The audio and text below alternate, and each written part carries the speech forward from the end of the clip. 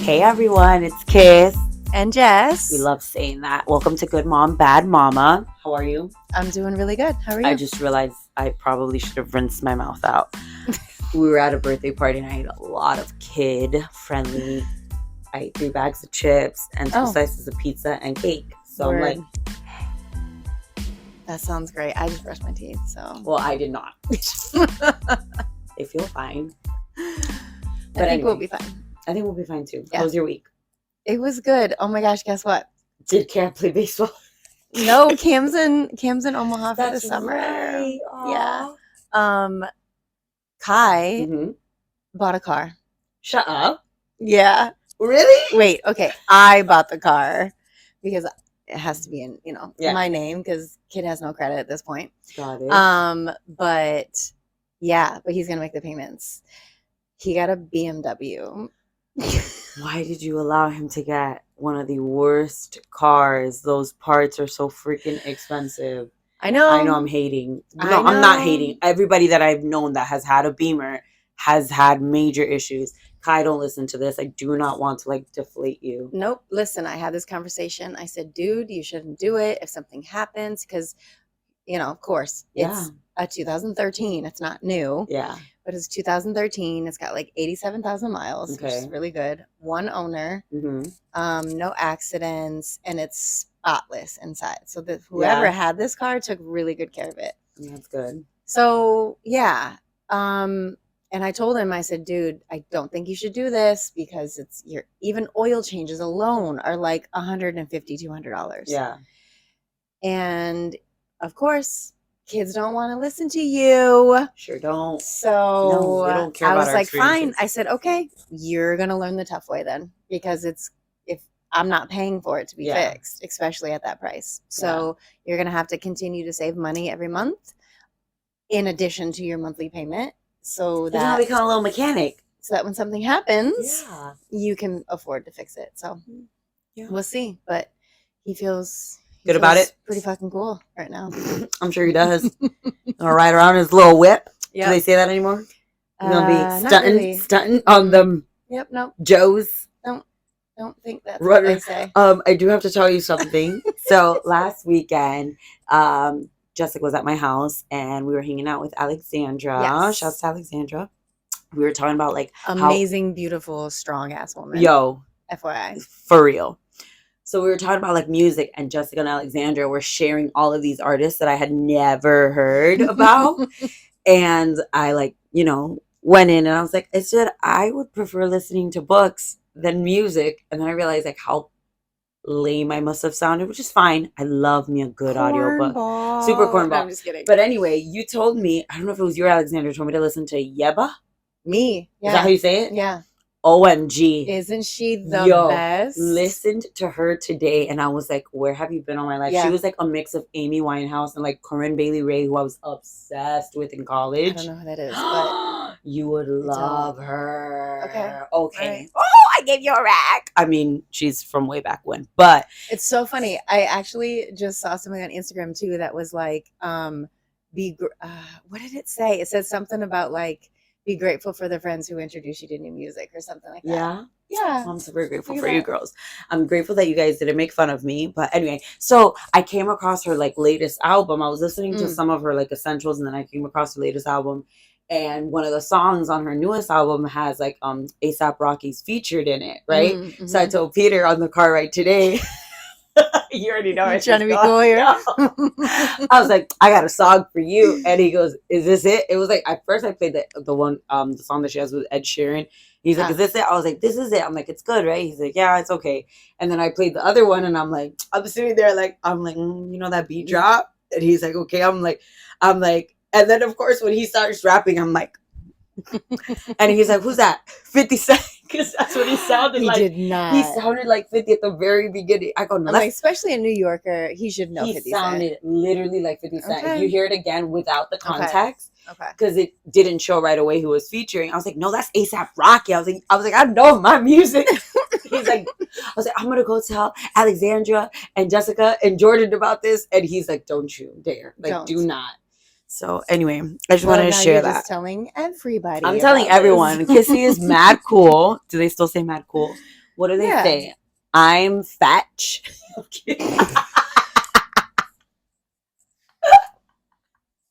Guys, I mean, look at me. Look at this shirt I'm wearing. I'm totally cool. We're not in Clueless right now. Fine. Anyway. Oh, wow. Okay. So yeah. That's interesting. Isn't it? Okay, thank you for You're actually listening Mhm. to the recommendation. You're welcome. My eyes itching. And yeah, I love that. Because what I hate, which happens all the time, Mhm. is I give people recommendations. I'm like, yo, this album dropped, blah, blah, blah. By the way, the new Janelle Monáe album, fire. Anyways, and then they don't listen to it. And I hate that. Although I guess I'm being a hypocrite because my brother gives me Country music? no, Recommendations? God, he does not listen to country music. I don't know. He gives me recommendations a lot, and a lot of it I don't listen to, but he used to give me a lot. But About like who? Like what genre? rap, hip hop. Okay. A lot of it's old school. That makes sense. That's how I feel about when I give people book recommendations and they don't read them. Or when you buy someone a book and they don't read it. Or when you buy. Let's not talk about that. Anyways, switching gears here. Okay. So what's today's confession? Confession. I do have a confession. Yep. So this idea actually came from a person who I was having this conversation with, and I was like, oh my gosh, I had that feeling too. We were talking about how when you have, more children and how some people can be excited about the sex of their baby or the gender, whatever. And sex, yeah. Is that right? Yes, right? The sex of the people baby. Talking about like the difference between sex and gender. We ain't getting into that. Anyways, the sex, aka the gender of the baby. The genitals that they have on the ultrasound or when they come out. Anywho, and I started to think about how I felt with my kids. So my first child was Kaylee, a girl. And I was really excited about that. I was super young, but that's what I wanted. I've always wanted a girl because I was like, I want a mini me. And then I was really lucky with my second one. I had Kai. It was a boy. So I was like, perfect. Done. Girl, boy, I'm good. And then went through divorce and then remarried and then decided to have another kid. I really wanted another girl.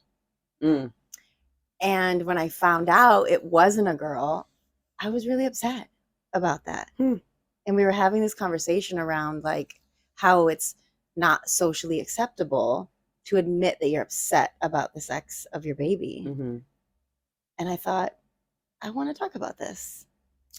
Okay. Before I forget, I want to bring up just kind of just hone in on the socially acceptable thing. So as you all know, and as you know, I love me a good Facebook group. Just what I love. I just really love them. I don't watch telenovelas. I don't really watch that much TV, but I will spend hours reading comments in a Facebook group just because I like seeing like where people's minds are at. And the world is actually crazy. There are so many internet thugs. It's hilarious. But besides the point, that's what they are. They're like internet thugs. They think they're so gangster. I'm like, you're behind a computer, like getting mad at Karen. Anyway, so in some of the groups that I've been in, like the moms will post anonymously, like, I just found out that I'm pregnant again, and I'm so sad that it's not, what I was hoping for. And this is just a broad opinion. I don't think that it's like not socially acceptable. Yeah, it's not socially acceptable because if you're looking at it from the outside in, it's like, man, do you not yes, it's okay to be unhappy with the gender, but I think the issue comes down to like kind of sharing that. Like, I don't know, personally, the way your friend shared it with you, like maybe just you, like I feel like that is personally how it should be done. You don't know anyone's struggles. You don't know any or everyone's struggles. So when you're blasting out, like if you're in a room with friends and we make this like socially acceptable to just share with everyone in the room, like, I just really wanted a girl. We're having a boy. I mean, of course we're going to love them, but I really wanted a girl. Like, you don't know who in that space is like struggling to just have a baby. Yeah. So I just wanted to say that because I've like read it a lot, and just looking from the outside, I'm like, man, I hope that whoever is reading this, I hope that the people that are reading this right now are not people that are struggling with that. And I get sometimes you have to like put it out, you know, to get it out, kind of like journaling, you got to let it out so it doesn't stay bottled in. But sharing it with like a friend or family member, I feel like that is very healthy and very important. But I think even with that, because I told nobody, right? Like I didn't tell any of my friends. I didn't tell my husband at the time.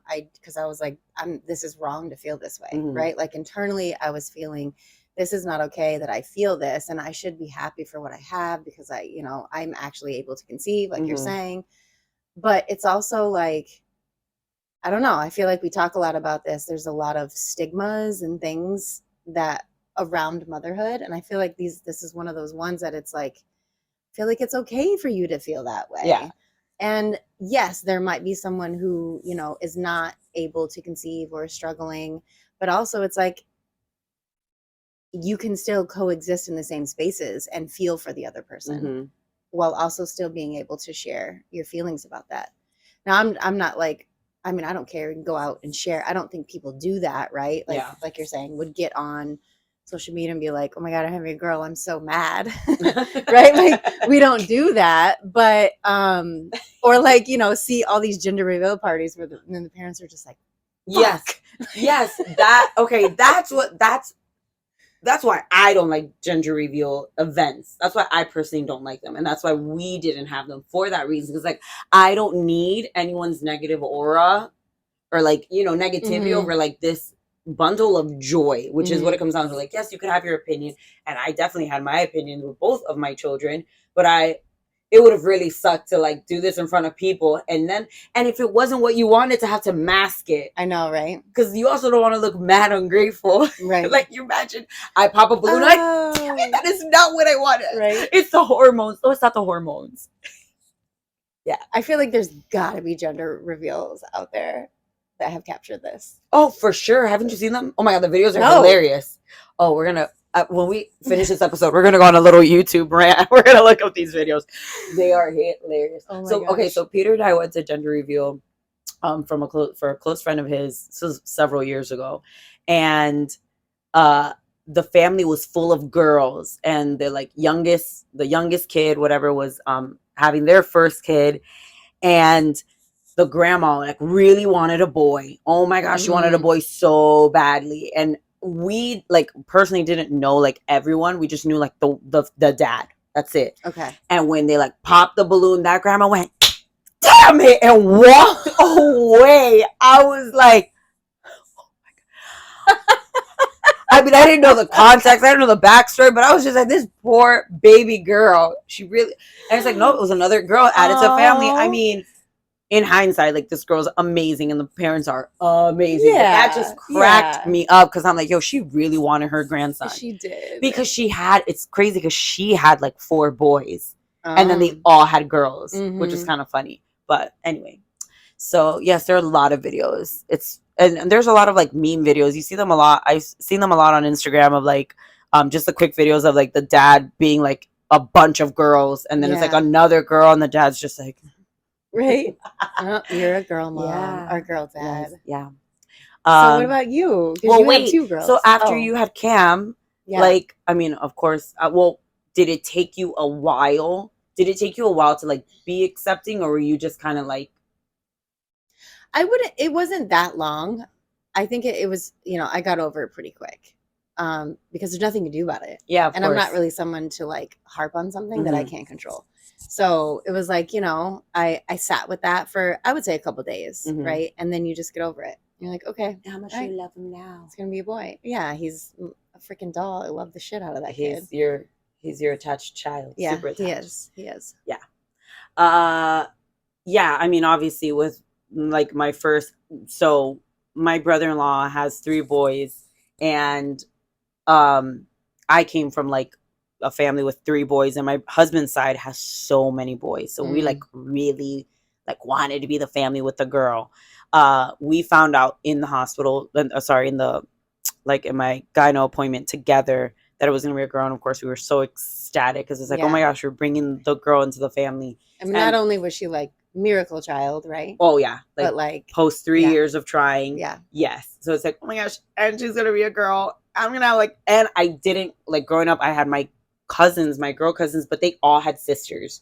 So I didn't have that. So I was like, yay, finally, like a girl, a sister, a daughter to call my own. So I was super pumped. And as some of you recently saw, she is my flipping twin. She is everything. Yes. She is me. So when we got pregnant with our second, which was also super unexpected, I swore it was going to be a boy. Like, I felt like the whole pregnancy felt different. I'm like, this is going to be a boy. I was so in tune with my first, and excuse me, just all the struggles of pregnancy with the second. And I actually have a video because we found out during COVID, obviously it was like COVID time. So I had a video, like I recorded a video. It was just Peter and I still have the video.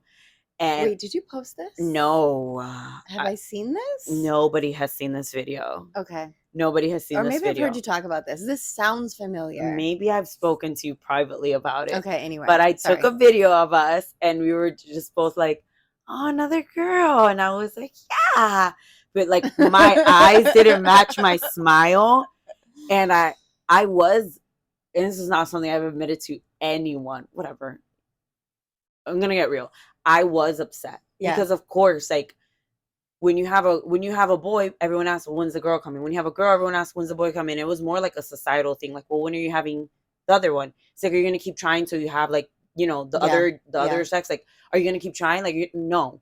So I felt like, for me personally, I felt like I had failed Peter. Oh. That's how I felt. Even though I know I'm not the one that like chooses, right, in the chromosomes, but I did feel like I had failed him because I really wanted to give him like his athlete, his little boy. Yeah. And it's crazy because Peter's like, I was like, how are you feeling? I'm like, are you okay? He's like, of course, like I'm happy. He's like, we can't have it all, Kissie. Like, look, we have this house. He's like, it's a blessing that we've gotten pregnant, but we cannot have it all. And that kind of stuck with me because I'm like, you're right. Like, be grateful, right? It did not take me, like, it didn't, at the beginning, I think that while I was pregnant is when I mourned the fact that it wasn't a boy. I definitely mourned that more, and I felt myself like upset because I wanted to spend more time with R, and I knew like another little girl was coming. It wasn't going to be like, well, this is a boy, it's different, so I can treat them differently in a sense. It was like, well, now I got to kind of treat them the same because they're both girls. Is Rogue going to understand that, And I struggled with that while I was pregnant a lot. Like, I struggled with, like, this is my baby. How am I going to love the same sex, like, and give that? So that was very hard for me. But the second that girl was born, my gosh, she was and is an angel. Like, there was like, it was like, no. Oh my gosh, you tearing up? Yo, because I struggled so much with knowing that I was going to be like a mom of girls. I really wanted like what so many other people had. And especially like people around me, very close to me, everyone had like one of each. But when she was born and I saw her, I was like, oh my gosh, these are going to be the two best friends. Like, and the way that they love each other. And I think it was just hard for me because I did not grow up with that. I grew up with brothers who were close, and then there was me. I didn't have that. And I grew up like with my mom being super close to her sisters, but that was my mom. I didn't know how to cultivate that. Yeah. But I didn't have to because they're just amazing with one another. So when people ask, like, are you going to try for a boy? Like, absolutely not. I feel like I have the best. And when I was pregnant, I did research. I did a lot of research on like, the pros of having two girls, the pros of having one of each, the pros of having boys. And I found a lot of good supportive stuff of like around having two daughters. And I think that was very helpful. I needed that closure for myself. But it's crazy because she is way more into like basketball and the athletic things and wanting to play sports than ours. Kay. Oh, okay. And she, like, when Peter's not home, like if he's had a long day and she like senses that, she goes herself and grabs a basketball and like walks around the house with it. It's really stinking cute. So yeah. I'm getting Kobe and Gianna vibes. Oh my gosh, yes. I Right? tell him all the time, I'm like, I'm like, that is your Gianna for sure. Aw. Because she like will be like, basketball, basketball. And she sits there and literally tells him, like, I love basketball. She says it like when he puts it on. Yeah. So it's really cute. I'm very grateful. I don't feel at all now, like, again, after having given birth to her, I do not feel at all like, okay, I'm ready to have a boy. Yeah. I mean, I've jokingly told him, like, actually this week, like, we should adopt a boy just to make him an athletic, like, protege or something. Watch him not be an athlete. He wouldn't. Oh my He gosh. would not. That would be hilarious. Can I go play chess? No. No. That makes me think about too. I never grew up with a sister either, and I really wanted Kaylee to have a sister. I remember that being part of that too. But so this also makes me question, and as you said this about, when she was born. Okay, so this makes me wonder. Is it better to know the gender or sex at birth rather than knowing before? Because if you know before, it like, okay, you mourn it, but then it gives you time, right? Like if you feel a certain way. But then if you just didn't know and it was born, I feel like just looking at the baby wouldn't make you feel that way anyway. I don't know, right? Yeah, I don't know. That just popped in my head. I was like, I wonder. I mean, it's like with so many things in life that we talk about, like, oh, when times were simpler, like when you didn't have these things to stress about. Of course, being like so type A and so like anal about things, it would have probably served me better to not know. But also because I am so anal and I need to prepare for everything. Yeah. It probably would have just driven me into like high blood pressure or something beforehand. So for me personally, I feel like it was a good thing that I knew before because I was able to process those feelings. The fact that I swore up and down that it was going to be a boy and I felt it was a boy, I think I would have cried after having given birth and they were like, it's a girl. No, it's not. No. That would have been terrible. Well, okay, so it makes me wonder if any of our listeners have experienced this, either feeling possibly upset by hearing maybe what your first or second or third or whatever child gender was going to be, or if you were one that waited until birth and then how that felt, not knowing and having a hope for one or the other. Anyways, I do want to know. I would definitely want to know, like, people that waited, like, what was truthfully like the benefit? I know we have a few friends that waited, that we like, mutual people that we know that waited. Like, we do? Yeah, Mary Catherine waited, and Alyssa definitely waited. Like, I want to know what was your thought process and why, and if you could go back, would you? I just put them out. If you could go back, would you do it? Like, would you do it the same? We'll be looking for you in the comments. Let us know what you think. All right. Follow us on Instagram and follow us and leave a review on any of the podcast platforms that you use. Peace out. Till next time. Because I'm mad cool. Right. Listen to A$AP Rocky.